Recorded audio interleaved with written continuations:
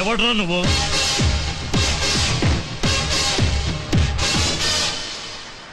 ఏంట్రా అది? తొక్కి పట్టి నార తీస్తా. ఏంటి?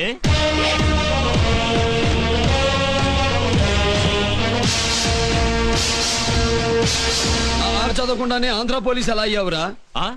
ఏ ఏరియా నుంచి వచ్చావురా నువ్వు? ఆల్ ఏరియాస్ మనవే.